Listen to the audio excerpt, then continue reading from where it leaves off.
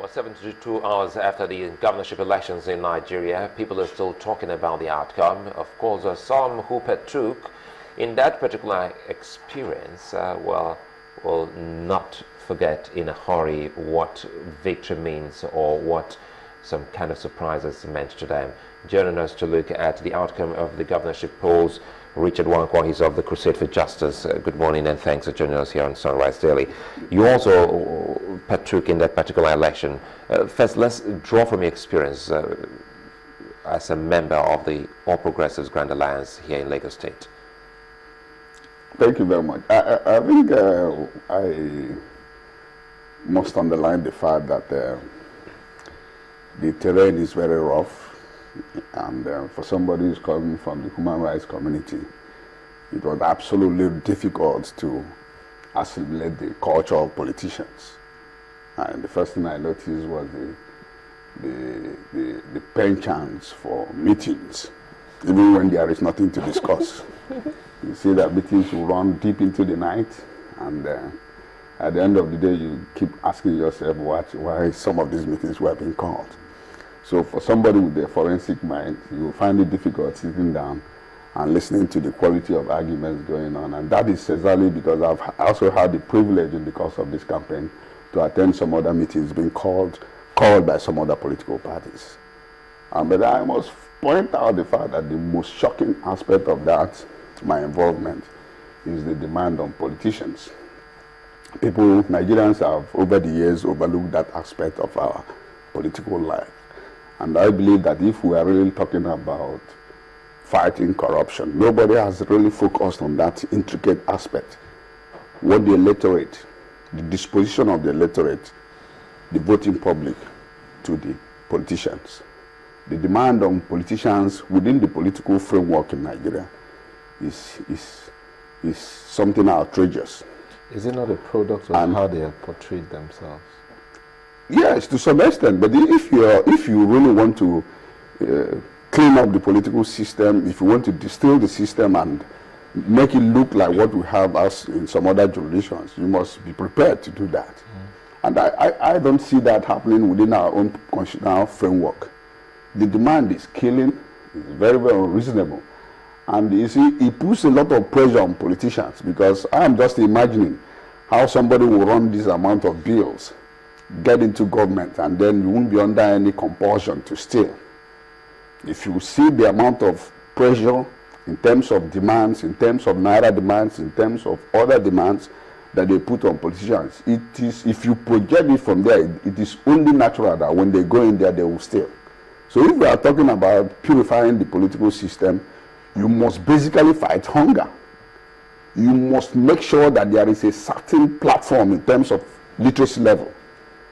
And then you have to, coalesce some of all these things to have a very, very realistic framework. What we have now, it is a comical reflection. In fact, the political climate, if you have not gotten into that level, you won't appreciate the point I'm making. Would you believe that, given my political dispensation, that there were some groups, very, very small groups, within my own constituency? You know how small my constituency is.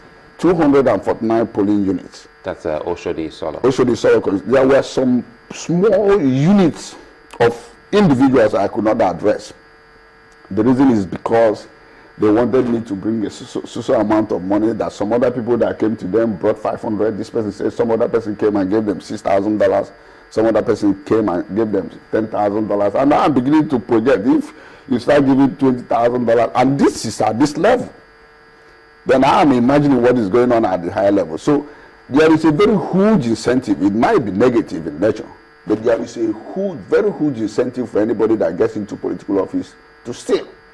And that is what we must curb. In fact, one of the cardinal principles of which I predicated my campaign was to go there and give legislation a human face. That's why I wanted to go to the Lagos House of Assembly. Let's look at it from another perspective. What would you say accounted for this? Would it be right to say lack of education of the electorate as to what they should demand from politicians? Because if you say, for instance, if I lived in Oshodi Solo and I needed a particular legislation that would benefit my community, my constituency, shouldn't that be what I'll be asking those who are representing my constituency rather than ask for monetary gains or benefits?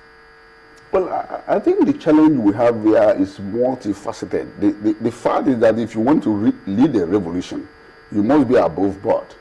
And I'm still trying to see who is the person that will do that. For you to carry out a successful revolution, you must be visionary. And I have always maintained that for you to make some of these things work, you must have the ability to see tomorrow. When you have politicians that are constantly seeing only today, then of course you know that there is no hope. And the very radical example I keep giving people is that when John F. Kennedy woke up and looked at the moon and said, I'm going to send my people there, it wasn't a physical manifestation of his own person. It has some spiritual dimension. And you see, for you to have that ability, you must be proactive. I don't see some of these things happening.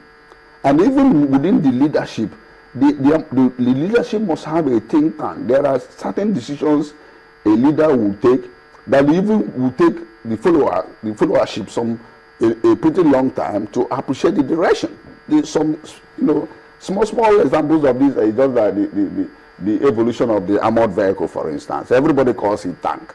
The engineers that built the armored tank never knew what they were building. But the man who gave that instruction knew where he was going. They were told they were constructing tanks, and that they were designing tanks. It was done in compartments. So a leader must be determined, even when there are challenges. Like what I saw in the course of my campaigns in Lagos here, I have every reason to be worried about the political situation. I have every reason to people dancing to the tune, reacting to Naira stimulus. Like what happened in some police stations where some vandals appeared and they were giving people 1,000 Naira, they will escort you. The provisions of the Electoral Act 2010 as amended makes it clear that there must be some secrecy. But in some areas, there was nothing like that. They were giving people 1,000 Naira and those people will collect the money and go and vote for them. My agents called me. I sent people down there to confirm. Even on election day? That's what I'm telling you. So the system, I think the greatest challenge we have here is the poverty level. It's excruciating. And with that, people are finding it difficult to even reason well. And because I believe that in the course of our campaigns, we sold ideas, fantastic ideas. We told people what we were going to do. They're buying into it, because I'm trying to see how they got hold of some manifestos, understanding some manifestos, some principles of some of these candidates, to have also given way to a small group that wouldn't even see reasons why some people should come into the fray and ask for money. Because money and politics in the country is one aspect. We're still trying to see how much we can de-emphasize the importance of money and politics. Did you explain, for instance, to the group of persons who came to you, what were your messages to them? Did you buck? You see, it is a culture. It is a culture. In some other areas, you get in there and with true sound logic, you pull through. But in some areas, you see the level of vehemence.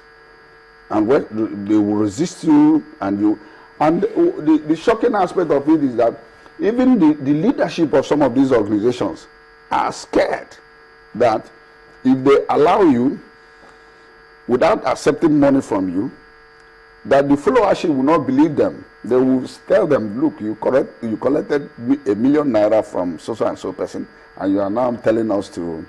I'll just give you some funny examples. Even when we were mounting our street banners, these giant banners, we go there, they will tell you, look at this one, that this person came and paid 700,000 to them. This person paid so and so amount to them. I'm talking about touts, street vandals. Everybody tells you we control the street. Not the agencies. Not the agencies. The agencies were completely comatose within this electoral process. But you see, these touts and vandals over the years have been so empowered by politicians. So you see some inexplicable level of arrogance when you are dealing with some of these people. And it is, and now I'm telling you that we have habituated some of these things over the years. It is now part of our political culture. And people will come out naturally, especially politicians, and pretend. I'm saying this because of my background. Those that have been into politics for the past 20 years, they see nothing wrong in it. It is cultural now to do some of these things, to give people money, to talk to them. Even somebody was campaigning in my constituency, they were giving out these small generators. When they were doing a roadshow, I also did my own roadshow. And you didn't give out generators? Of course, I will not give out generators. In fact, there was if you see my social contract, I told them the first thing I said that I will make sure it becomes an offense if you are building in Lagos and somebody comes there to ask you for foundation money. I made it clear that is the first thing I will do in Lagos. That if you are building, if you set up in some communities, once you dump a tipper of sand in Lagos, you will be shocked what will happen. They will tell you pay this to the ballet. You pay this to this. You pay this to the other. You pay this to this person. Where is that done?